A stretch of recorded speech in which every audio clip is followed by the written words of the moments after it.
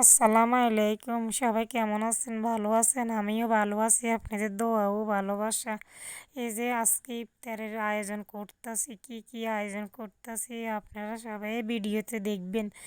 আর ভিডিওটা যদি ভালো লাগে সবাই লাইক কমেন্ট শেয়ার দিয়ে পাশে থাকবেন। আর আপনাদের সাথে একটা কথা বলবো, আমার দুঃখের কথা কি বলবো। আমার ভিডিওতে 15,000 ভিউ ছিল। 15,000 ভিউ থেকে আপনার কমতে কমতে 9,000 ভিউতে চলে আসলো। আমি এই জিনিসটা বুঝলাম না কেন এরকম হয়। আপনাদের যদি এরকম হয়ে থাকে আপনারা সবাই আমাকে কমেন্টে বলবেন। আমার কাছে ভালো লাগে না, মন মানসিকতা একদম খারাপ। এই যে এত কষ্ট করে পেজটা চালাইতে আছি, এত পরিশ্রম করতে আছি, একটা সংসারে একটা বাচ্চা নিয়ে যতটা কষ্ট, এই পেজটার মধ্যে ততটা কষ্ট বিশ্বাস করবেন না আপনারা। যারা পেজটা চালায় তারাই বুঝি, আমি আগে বুঝিনি এত কষ্ট যদি জানতাম তাহলে আমি পেজটা চালাইতাম না।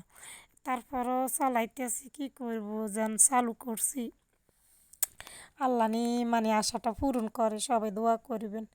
এই যে এই অবস্থা আর ভালো লাগে না, এই অবস্থা দেখি। তো আপনারা অনেকে আমার 450 ফলোয়ার, আপনারা আমাকে এত ভালোবাসার মানুষ, আমার ভিডিওতে কোনো কমেন্ট এত মানে বেশি করেন না, আমার ভিডিওতে কোনো ভিউ হয় না। আপনারা যদি আমাকে ভালোবাসা না দেন, আমি যদি আপনাদেরকে ভালোবাসা না দিই তাহলে আমরা কেউ সফলতা করতে পারবো না। সবার প্রতি সবার ভালোবাসা থাকতে হবে, না হলে আমরা কেউ আগাইতে পারবো না। তো আর অনেক আপু ভাইয়েরা বলে ইয়া কী করে, ফলো দিয়ে আনফলো করে দিয়ে, এটা কখনো করবেন না, এই কাজটা করবেন না। এই কাজটা করলে আপনার পেজেরও সমস্যা হয়, আমার পেজেরও সমস্যা হয়। কিছু মানুষে না জানিয়ে এই কাজটা করে ফেলেন, কিন্তু কেউ কখনো এই ভুলটা করবেন না। ভালো লাগলে ফলো দিবেন, না হলে দিবেন না। আমার কথা আমি বলি না, আমি সবার কথা বলতে আছি, সবার পেজের কথা বলতে আছি।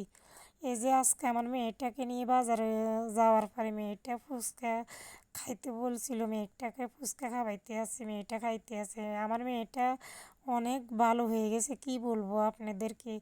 আমার মেয়ে এরকম হবে আমি ভাবতেও পারিনি, কল্পনাও করিনি। আমার মেয়েটা এত ভদ্র হয়ে যাবে।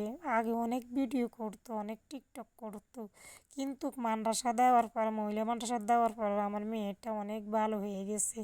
আমাকে অনেক বকাবকি করে, আমি টিকটক বানাই, ভিডিও করি, পেজ চালাই, আমার মেয়েটা আমাকে ফিল দেয়, আম্মু তুমি এটা করো কেন, ওটা করো কেন, এগুলো কারণ ভালো নয়, আল্লাহ গুণা দেব, অনেক কথা আমাকে বলে আমার মেয়েটা।